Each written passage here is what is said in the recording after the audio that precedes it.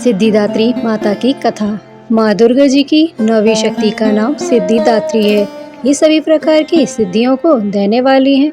मार्कंडेय पुराण के अनुसार अणिमा, महिमा, गरिमा, लघिमा, प्राप्ति, प्रकाम्य, इसित्व और वशित्व, ये 8 सिद्धियां होती हैं।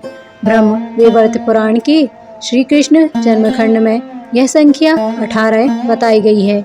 इनके नाम इस प्रकार हैं: पहला अणिमा, दूसरा लघिमा, तीसरा प्राप्ति, चौथा प्रकाम्य, पांचवा महिमा, छठवा इसित्व वसित्व, सातवां शर्व कामाव शायिता, आठवां शर्वज्ञत्व, नौवां दूरश्रवण, 10वां पर काय प्रवेशन, 11वां वाक्सिद्धि, 12वां कल्पवृक्षत्व, 13वां सृष्टि, 14वां शहाकरण सामर्थ्य, 15 अमरत्व, 16 सर्वन्यायित्व, 17वां भावना, 18वां सिद्धि। माँ सिद्धिदात्री भक्तों और साधकों को ये सभी सिद्धियाँ प्रदान करने में समर्थ है। देवी पुराण के अनुसार भगवान शिव ने इनकी कृपा से ही इन सिद्धियों को प्राप्त किया था। इनकी अनुकंपा से ही भगवान शिव का आधा शरीर देवी का हुआ था। इसी कारण वह लोक में अर्धनारीश्वर नाम से प्रसिद्ध हुए। माँ सिद्धिदात्री 4 भुजाओं वाली हैं। इनका वाहन सिंह है। ये कमल पुष्प पर भी आसीन होती हैं। इनकी दाहिनी तरफ से नीचे वाले हाथ में चक्र, ऊपर वाले हाथ में गदा और बाईं तरफ के नीचे वाले हाथ में शंख और ऊपर वाले हाथ में कमल पुष्प है। नवरात्र पूजन के 9वें दिन इनकी उपासना की जाती है।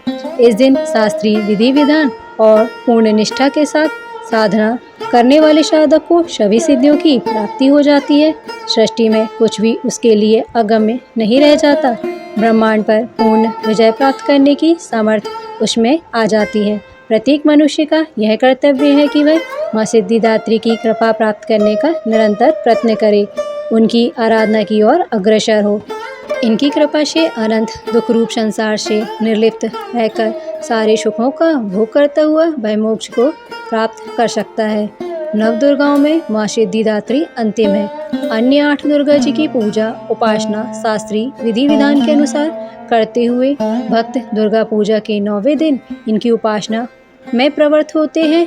इन सिद्धिदात्री माँ की उपासना पूर्ण कर लेने के बाद भक्तों और साधकों की लौकिक परलौकिक सभी प्रकार की कामनाओं की पूर्ति हो जाती है।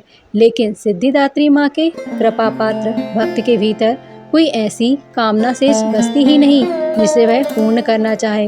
वह सभी सांसारिक इच्छाओं, आवश्यकताओं और स्पृहाओं से ऊपर उठकर मानसिक रूप से माँ भगवती के दिव्य लोकों में विचरण करता हुआ उनकी कृपा रस यूष का निरंतर पान करता हुआ विषम भोग शून्य हो जाता है।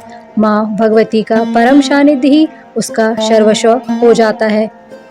यह परम पद को पाने के बाद उसे अन्य किसी भी वस्तु की आवश्यकता नहीं रह जाती। माँ के चरणों का यह सानिध्य प्राप्त करने के लिए हमें निरंतर नियम निष्ठ रहकर उनकी उपासना करनी चाहिए। माँ भगवती का स्मरण, ध्यान, पूजन असारता का बोध कराते हुए वास्तविक परम शांतिदायक अमृत पद की ओर ले जाने वाला है। जय माँ सिद्धिदात्री।